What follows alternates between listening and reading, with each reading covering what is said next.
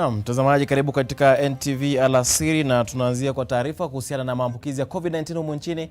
Mimi ni Daniel Mule na kuomba uwe nami hadi tamati. Idadi ya wagonjwa wa corona hapa nchini Kenya imefika 7,188, ikiwa ni baada ya watu 247 zaidi kupatikana na virusi vya homa hiyo kutokana na sampuli 4,147 zilizopimwa katika kipindi cha saa 24 zilizopita.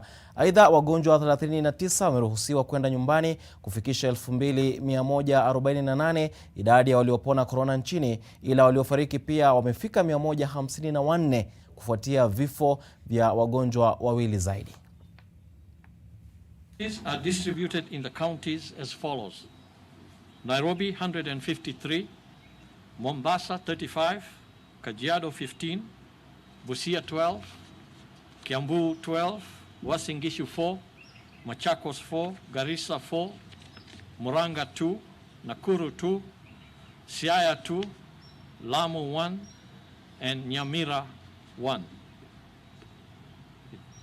The distribution of these cases by sub-counties: if we take Nairobi, the 153 cases are in Kibra 35, Westlands 28, Dagoretti North 16, Kasarani 13, Embakasi East 12, Starehe 10, Langata 8, Makadara 6, Embakasi South 5, Embakasi West 4, Kamkunji 4, Roysambu 4, Dagoretti South 3, Ruaraka 3, and Embakasi Central 2. In Mombasa, the 35 cases reported there are from Mvita 17, Likoni 6, Changamwe 4, Kisauni 3, Jomvu 3, and Nyali 2. Kajiado reported 15 cases, 10 from Kajiado East, 4 from Kajiado North, and 1 from Kajiado Central. Busia had 12 cases, 8 from Teso South, 2 from Teso North, 2 from Matayos. In Kiambu, the 12 cases are from Kiamba 6, Ruiru 3, Thika 2, and Kikuyu 1. In Uasin Gishu, the 4 cases are from Ainabkoi 2, Kapsaret 1, and Tarbo 1. In Machakos, all the 4 cases reported there are in Athi River. And in Garissa, we have 2 cases from Dadaab and 2 cases from Garissa Township. In Murang'a, the cases are from Maragua and Kiharu. In Nakuru, 2 cases are in Nakuru West. And in Siaya, the cases are in Alego Usonga, while the case in Lamu is from Lamu West. Nyamira case is from Nyamira Town. And I believe Nyamira County is the latest addition to the counties now affected by coronavirus. On a positive note, we're happy to inform you that we have discharged 39 patients from various hospitals, bringing to 2,148 the total number of recoveries. And once again, we take this opportunity to thank our healthcare workers for the good work they are performing out there. Sadly, we have also lost 2 more patients to the disease, bringing to 154 our total fatalities in the country due to COVID-19. Na wawekezaji wa kampuni ya Kenya Airways hawataweza kuuza hisa zao kwa muda wa siku 30 kuanzia hii leo. Hii inatokana na uamuzi wa mamlaka ya soko la hisa kuweka marufuku ya muda kuhusu hisa za Kenya Airways kutokana na mipango ya serikali ya kununua kampuni hiyo na kuitaifisha. Tarehe 18 mwezi wa Juni, mswada huo wa kitaifa ambao unahusiana na usimamizi wa sekta ya uchukuzi kwa ndege ambao unaangazia mpango wa kuiuza Kenya Airways kwa serikali ulichapishwa kama njia mojawapo ya kuweka ama kuimarisha biashara ya kampuni hiyo.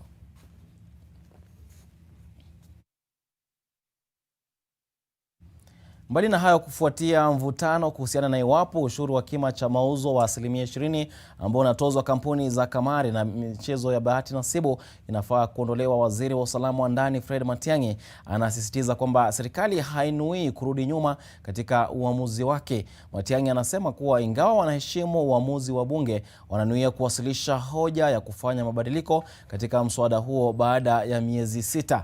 Matiang'i anasema kilichotatiza zaidi ni leseni kutolewa kwa watu ambao hawakustahili kuzipata. We want sanity to prevail in the country. That thing was very badly managed in the past. It almost destroyed our families and our children. We will not go back to it.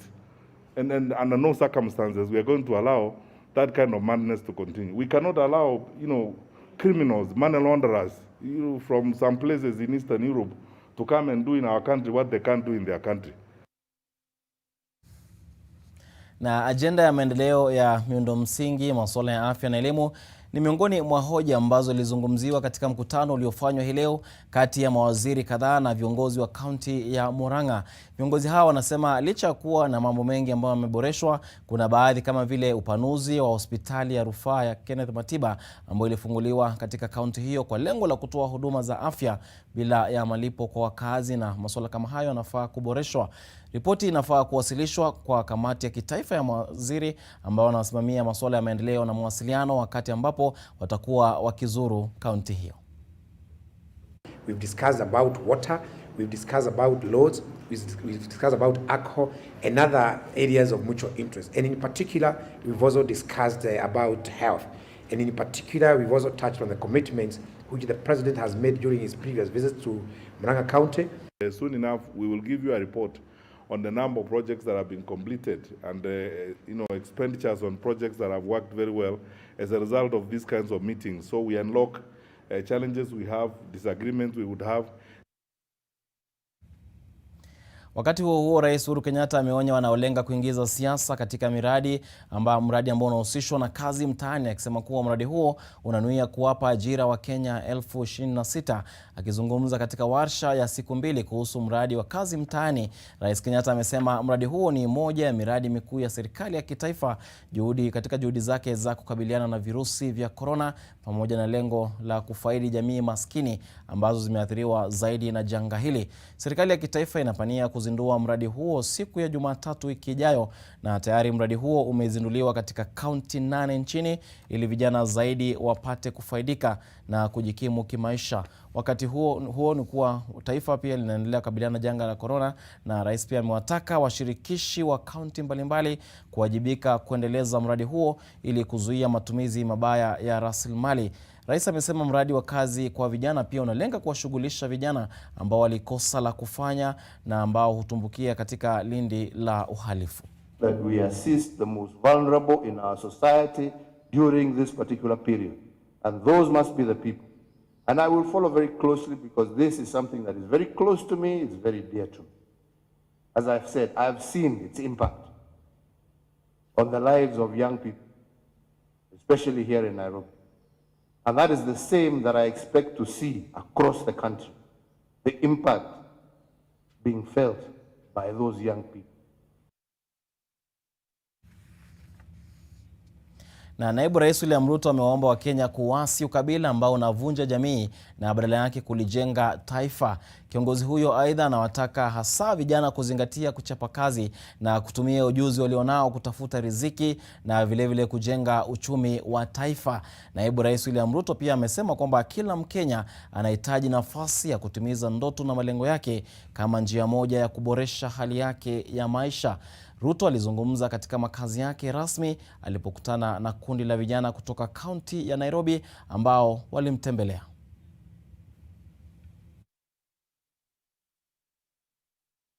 Nobody is waiting for anything on a silver platter. Everybody wakes up early, works long hours, sleeps late because their hustle must put food on their table. Na tukiangazia masuala ya kilimo ni kuwa wakulima wa majani chai katika eneo la Bonde la Ufa Magharibi wanataka Wizara ya Kilimo kupitia Waziri Peter Munya kuongeza wanachama wa kamati ya watu 8 ambayo iliteuliwa kushughulikia utekelezwaji wa mabadiliko katika sekta ya majani chai nchini. Akizungumza baada ya mkutano wa faragha ambao ulijumuisha wadau wa kaunti za Kericho na Bomet, Gavana Paul Chepkwony ambaye alizungumza kwa niaba ya wakulima wa eneo hilo alisema kuwa kanda hiyo huchangia 60% ya zao la majani chai nchini na hivyo inastahili kuwa na watu zaidi katika kamati. Gavana Chepkwony anasema kuwa eneo hilo lina mwanachama mmoja pekee, hali ambayo inapunguza uwakilishi wake kitaifa. We are requesting that the CS do expand the current committee from 8 members, if it's possible, to about 11, because West of Rift supplies producers about over 60% tea sales in the entire country. So we want to have membership commensurate to the volumes that this region produces. The leading region is Bomet and Kericho, and together plus Nandi County contribute well over 60% of tea production in the country. Therefore, this request will ensure that the committee becomes more inclusive and accommodative, especially in the West of Rift, which produces well over 60% of the total tea in the country. Na wauzaji pamoja na wanunuzi katika soko la Chwele katika eneo bunge la Kabuchai, kaunti ya Bungoma, wanakabiliwa na hatari ya kuambukizwa virusi vya korona kutokana na mapuuza ambayo yamekuwa na wengi kuhusiana na kanuni za Wizara ya Afya za kudhibiti maambukizi ya virusi hivyo. Wauzaji na wanunuzi wanatangamana bila kuzingatia kanuni ya umbali wa mita 1 au zaidi, na wala hakuna maeneo ya kunawa mikono wala vieuzi. Baadhi ya wafanyabiashara sokoni humo wanasema kuwa vyombo vya usalama vimeshindwa kushurutisha watu kuzingatia sheria zilizoko, na serikali imekuwa ikiripoti ongezeko la visa vya maambukizi kila uchao katika wiki za hivi karibuni, na swali linalogonga vichwa vya wengi ni iwapo taifa liko tayari kwa ufunguzi kamili. Soko hii watu wengi hawavai mask, hawafuati masharti na hawavai mask. Kunawa mikono kawaida hapa, mikono watu hawanawi, na tena watu hapa keeping distance, hiyo ni historia. Na mnapo tafakari hayo ya Chwele, tunaangazia kwingine ambapo kaguzi wa majengo umeanza katika kaunti ya Kericho, ambapo timu ya pamoja wa kaguzi imesimamisha ujenzi wa jumba la ghorofa 4 ambalo lina thamani ya shilingi milioni ama mamilioni ya fedha ambayo ilitumika katika ujenzi huo. Hatua hiyo ya mamlaka ya ujenzi nchini NCA kwa ushirikiano na serikali ya kaunti ya Kericho imechukuliwa baada ya kukithiri kwa visa vya majengo kuporomoka katika mji huo wa Kericho na viunga vyake. Mwezi uliopita jengo la makazi la ghorofa 3 la Tebs View liliporomoka na kusababisha kifo cha mvulana wa miaka 7, huku wapangaji 69 wakihamishwa. Site does not have a construction permit from the county government.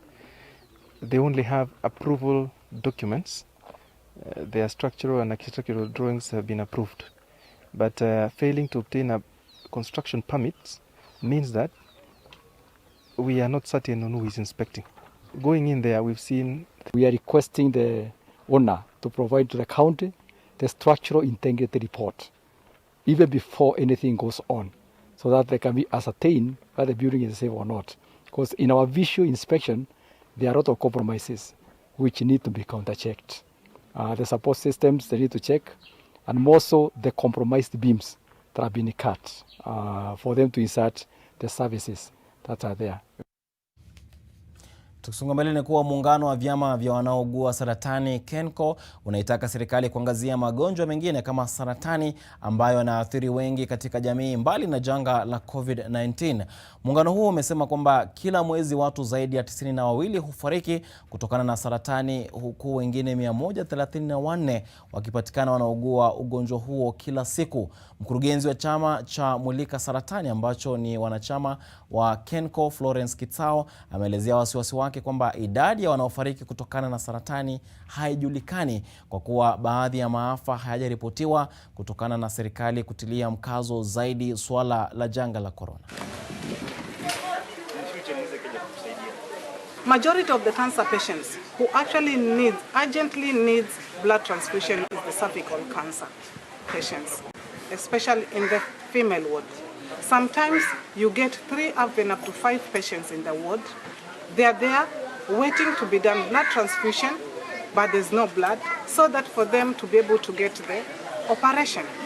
But because of lack of blood, these patients, in the end, they go back home and wait for any eventuality. Na umejiri wakati wa NTV alasiri michezo. Yoshua Makori, uwanjani wako.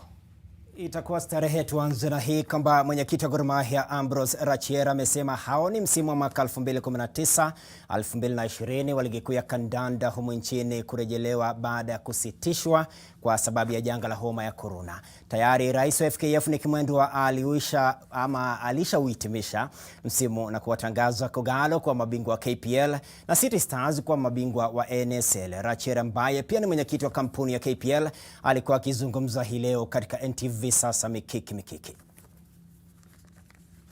Ya janga la homa ya corona, unaona ligi itarudi? Sioni, maana sipingi lakini sioni, maana unajua huwa tunaye kalenda ile ya dunia ile ya FIFA. Ikiwa FIFA wataamua ya kwamba tuanze league mwezi tuseme kama wa 8 au wa 9, itakuwa ni vigumu sana. Yana tunahitaji kama miezi miwili tena ya mazoezi kama pre-season ili turudie, yani tuanze tena tu resume league. Huwezi sasa kutoa wachezaji mahali wapo wakati huu, wengine wako nje ya nchi, wengine wako mashambani, wengine wako Nairobi, hawafanyi mazoezi. Kwa hivyo ikiwa tunataka kukamilisha league ile ambayo ilisimamishwa kutokana na COVID, itatubidi kwanza tuwapatie wachezaji kama miezi miwili. Hiyo itatupeleka mpaka pengine baada ya Septemba, na ukiingia Septemba ikiwa wanataka tulainishe program yetu, kalenda yetu na ile ya FIFA, itakuwa ni si rahisi, tuseme itakuwa ni changamoto tena kujaribu kumaliza hiyo ligi. Iki kipindi cha corona ligi haipo, labda wachezaji wako wamelipwa na hali ikoje? Hali ni mbaya sana kwa kuwa bali na kutoka kwa SportPesa hatuwezi kupata malipo hata ya kuingia kwenye stadi kwa kuwa hatuna mchezo ambayo unaendelea. Kwa hivyo hatuna income, hakuna mapato yeyote ambayo tunapokea, lakini kandarasi yetu bado na wachezaji inaendelea, kumaanisha ya kwamba lazima tuwalipe mshahara yao. Sasa ukiona ya kwamba hatuna mdhamini, hatuna mapato yoyote, tuna changamoto kubwa sana ya kuwalipa wachezaji. Kwa hivyo wanasumbuka, wanatabu.